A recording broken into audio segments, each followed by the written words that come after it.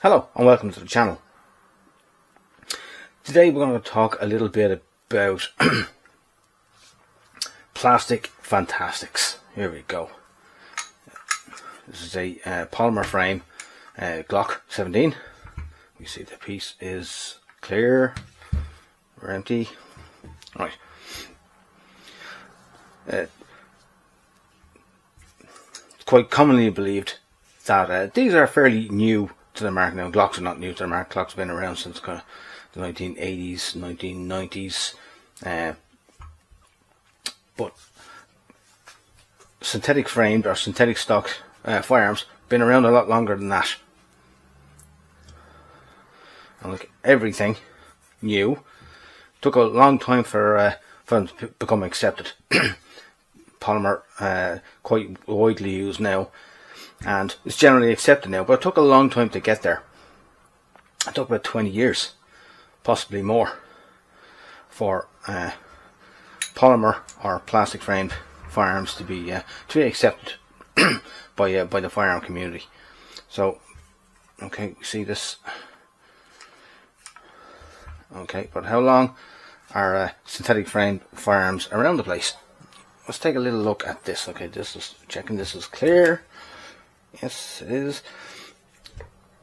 This is a Remington Nylon 66. Don't let the name confuse you. It didn't come around in 1966. It was around a lot longer than that. Well, maybe not a lot longer than that, but 10 years before that anyway. It was the 1950s, possibly 1957, possibly 1958. And the reason it was called the Nylon 66 is because the formula for the synthetic stock is formula nylon 66. Remington brought this to the market, wanting to produce a very lightweight, very durable, very accurate, and very cost-effective firearm.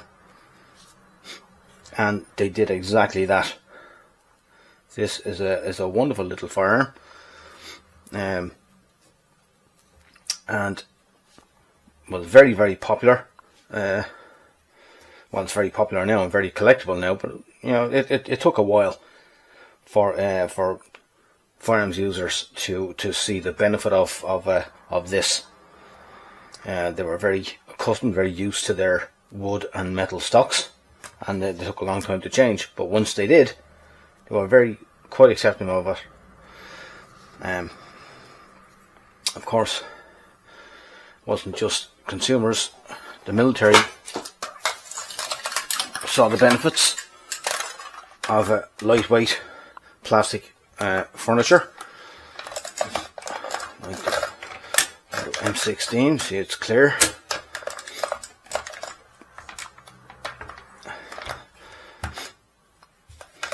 Previously, wooden and metal firearms would have been issued. The M16 is a fine firearm, but again, it wasn't accepted straight away. A lot of the servicemen it was issued to had problems with it, and it wasn't actually a problem with the firearm itself per se. It was just a problem with the training. They were led to believe that it didn't need to be cleaned, which is of course incorrect. Every firearm needs to be cleaned. This particular one dates back to the early 1970s, so 50 years old. Again, not new. And the United States weren't the only people to adopt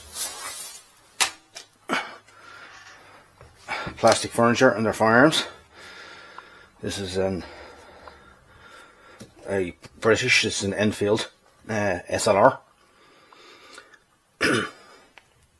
A pattern of the FAL, made by Enfield for British forces, which it was adopted around the Commonwealth as well. But the Australians and Canadians adopted kind of their own pattern of this firearm.